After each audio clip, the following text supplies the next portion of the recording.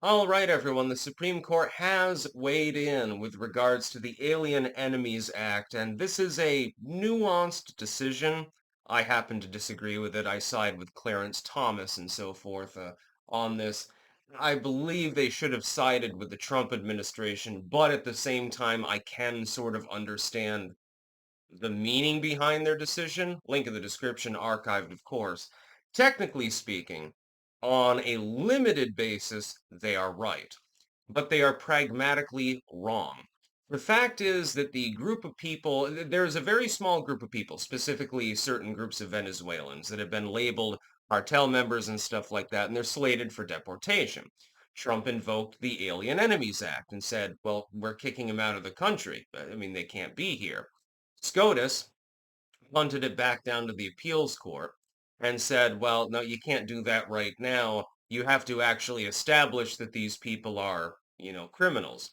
Here's my problem with the SCOTUS decision, or as Razorfist would call it, the SCROTUS decision. Of course, he would land on my scrotum exactly at that moment. Anyway, there's my ball. I've only got one of them. How sad. To add another chain to it, I guess. Here's the problem that I have with the SCOTUS decision. These people are in the country illegally. Normally, you deport people that are in your country illegally. What the fuck does it matter if they've done nothing else wrong? Okay, so this is not a cartel member, but they still came illegally. It's as simple as, I mean, this should not be up for debate. If a person is in your country illegally, they should be able to be deported. Now, I believe that we should have sort of a hierarchical system with regards to who you deport first or deport at all. Let's say that somebody comes into the country. They are illegally here. Okay, well, they're breaking the law by being in the country. So that's step number one. Now you've got to determine what is their character, because clearly we're not going to be able to deport 30 million fucking people. It's just not physically goddamn possible. You'd have to violate the Fourth Amendment because people would shelter the criminal illegals anyway. So you'd have to go door to door and bash the doors down, I suppose. That would take a lot of time and a lot of goddamn money, violating the Fourth Amendment in the process, etc., etc.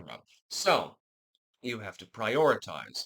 First priority, people who are members of terrorist groups, criminal cartels, or have done something meaningfully wrong in the country. I don't mean parking tickets and shit like that or jaywalking.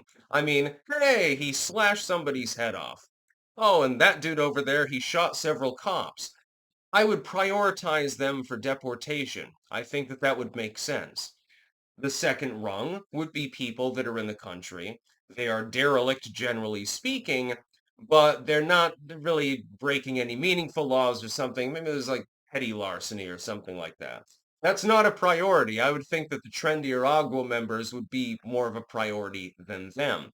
And then on the third echelon, you have people that are illegally in the country, but they've had a child. They haven't broken any laws or anything like that. Maybe they've got meaningful work. Maybe they work for the military. Maybe they took education or something. I've come to the conclusion that deferred action for that vast corpus of individuals is probably the right idea because there's no way to deport them all, and there's no reasonable meaning behind bothering to deport them. Well, you've been in the country for 10 years. You haven't even gotten a speeding ticket. You've learned English. You went to college. Then you served in the U.S. Marines. I'm not going to deport that person. It doesn't make any sense. Seems like they're more American than some Americans, actually, in some cases. Some of these people are among the most patriotic you'll meet. So then you have the deferred action group. But that's not being applied. What's being applied by SCROTUS here is no, you're not allowed to deport anyone, not without elaborate and extremely costly criminal proceedings. You are going to clog the shit out of the goddamn courts, number one. It's going to cost taxpayers billions upon billions of dollars, number two. And some of these people, no shit. The dude who has Trendiaragua tattooed on his forehead and who just assaulted several people and mugged them. No. No, really? He's a criminal? Oh, we have to drag him through the court system. You're illegally here. You don't have any documentation. You're a known member of a gang. You've committed crimes. Fuck them. Shove them out of the country if another country's willing to take them back. And Venezuela has been attempting to infiltrate the United States with some of these individuals. There was an article. I analyzed this, I think, 3 or 4 days ago. There was an article, and they talked about it. And the article was apologetic. It was like, well, there's no evidence that Nicolas Maduro has actually greenlighted these plans. But lower officials did, and the article agrees with that. Oh, so in other words, officials within the Venezuelan government are deliberately attempting to top-load the United States with cartel members in order to establish a criminal network for human trafficking and drug sales. Of course, I don't believe in the drug war, and they wouldn't be selling drugs at all if it didn't exist, admittedly. But they're human trafficking, including minors. And there's other crimes too, like murder, assassinations, and shit like that. Gun running. And well, I don't really care about that either, I suppose. It depends on who's using the gun. Citizens are not allowed to have the kind of weapons that the cartels are privy to, I would note.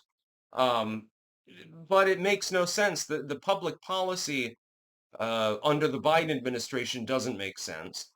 SCOTUS has effectively punted it back down and reaffirmed that basic strategy, disallowing the Donald Trump's administration to actually deport people who are known, objectively known to have engaged in crimes and who are already here illegally. Look, the Trump administration, technically speaking, should be able to deport anyone who is in the country illegally to begin with, even if they haven't committed another crime. The fact that the administration has prioritized people who are known members of gangs and or have been brought in on other charges, what's the fucking point of granting a trial in such a case? There is none. They're not citizens. They are not privy to the same constitutional rights as a U.S. citizen because they're already breaking the law simply by physically being here. Again, I would not bother prosecuting someone who was simply in the country illegally if there were any other exonerating circumstance. Again, you serve for the U.S. Armed Forces. I'm not kicking you out. You went to college here. You got a degree in shit. That's fine. You had a kid here. Well, then you're their parent. I'm not going to kick out, some s- some mother or something like that if their child is a natural born citizen. I know that Trump is embattling that too. We'll see where it goes. But right now, it's the law of the land. But you do have people, hundreds of thousands of them currently in the country, in detention, who you know to have done other things that are wrong. They're not due a trial in the same sense that a U.S. citizen or lawful resident is, because they're not. They're not a citizen or a lawful resident or a permanent resident or whatever. They're not a resident at all. They're an illegal.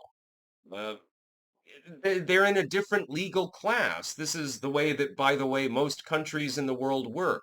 If I go to some random country and I commit a crime, I'm not going to get the same legal deference as a person who was born in that country or born of a parent within that country, assuming that they have basically the same birthright policy, the magical clay policy, as some people term it. I'm not going to get the same legal deference. So why should we be given that same legal deference? It's the same with the fucking tariffs. Every other country in the world, they're allowed to do that, but not us. We're not allowed to utilize them, even though they can be helpful situationally. We're the only ones in the world who operate in this capacity. And it's fucking retarded, honestly. That's about all. Peace out.